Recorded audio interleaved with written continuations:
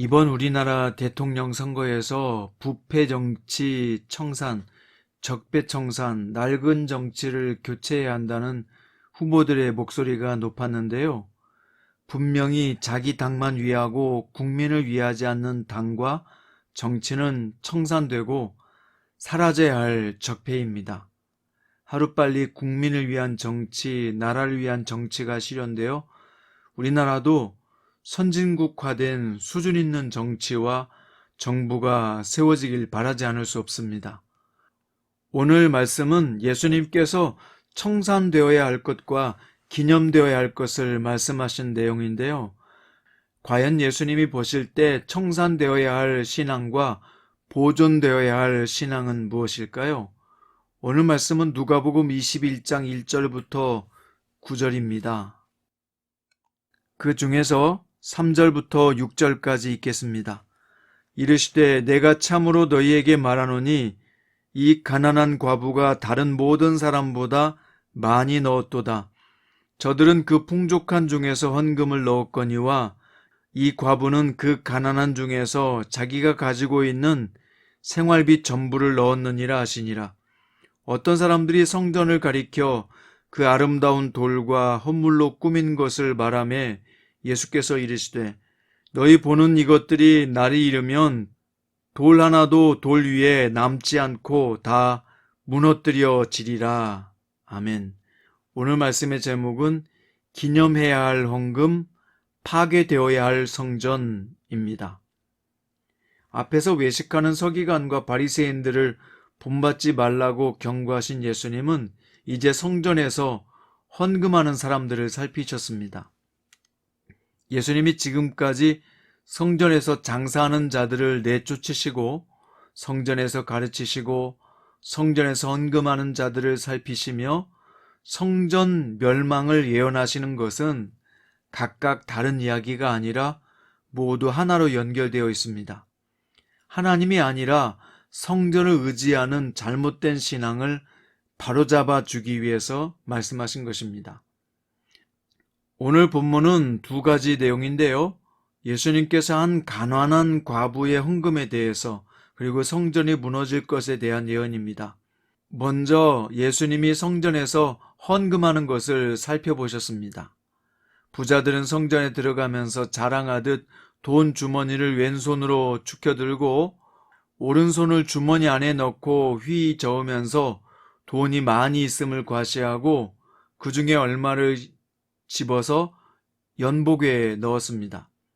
그 사이에 가난한 과부도 헌금하러 연복회 앞에 섰는데 가난해서 구리로 된 두 렙돈이라는 작은 돈을 드렸습니다. 예수님은 가난한 과부의 헌금에 대해서 사람들 앞에 칭찬하셨습니다.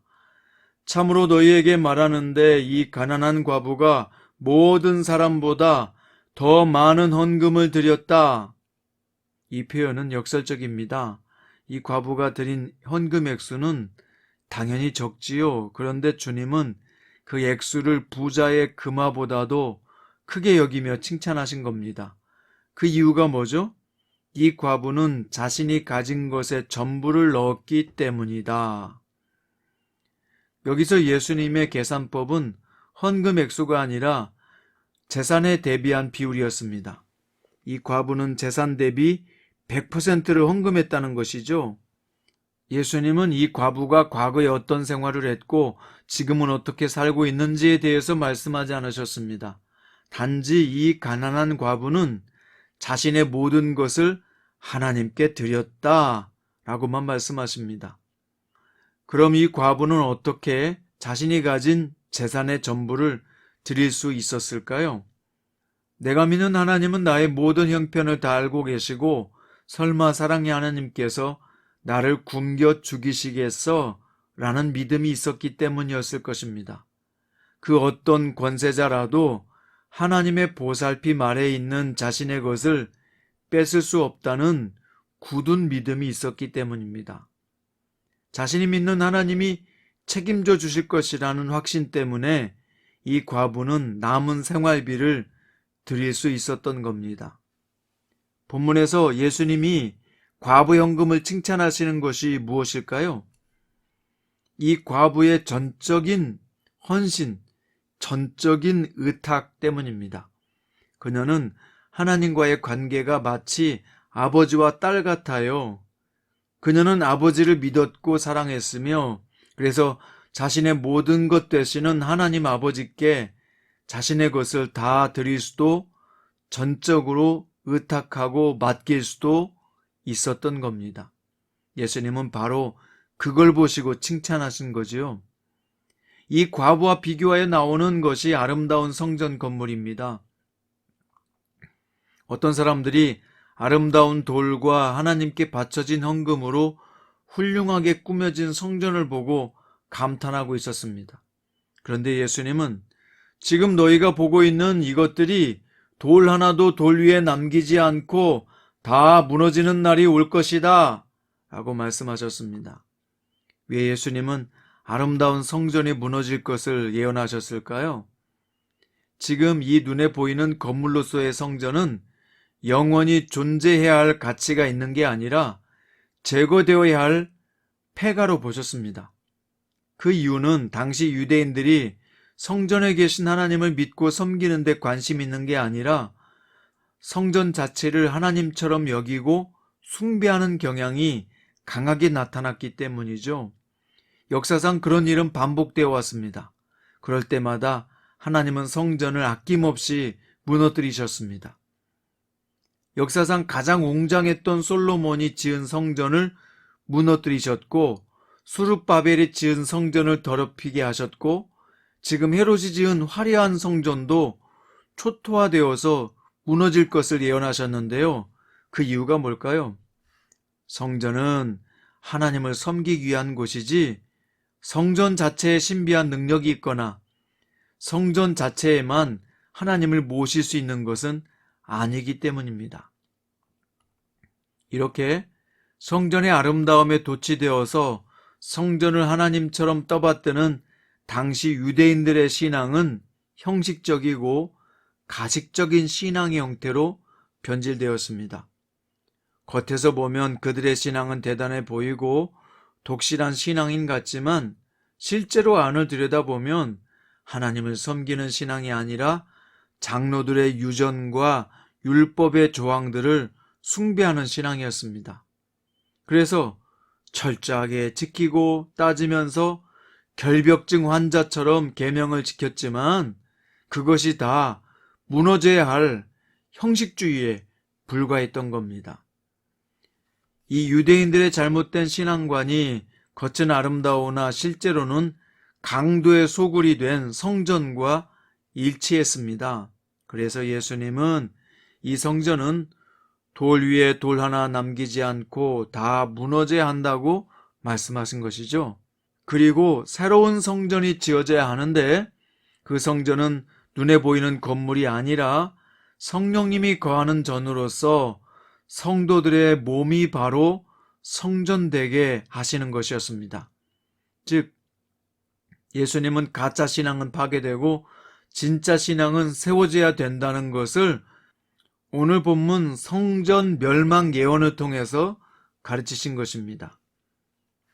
결국 예루살렘 성전은 어떻게 됩니까? 유대인들의 반란을 로마가 진압하는 과정에서 로마의 황제 베스파니안의 아들 티토 장군에 의해서 완전히 파괴되고 말았는데요. 성전 파괴 당시 성전을 쌓았던 돌과 돌 사이에 막대한 양의 금과 은을 헤롯이 숨겨두었다는 소문이 나돌게 되면서 로마 병사들이 그 금과 은을 찾아내기 위해서 성전의 돌을 전부 무너뜨려 돌 위에 돌 하나 남기지 않겠다고 하신 예수님의 예언이 성취되고 말았습니다.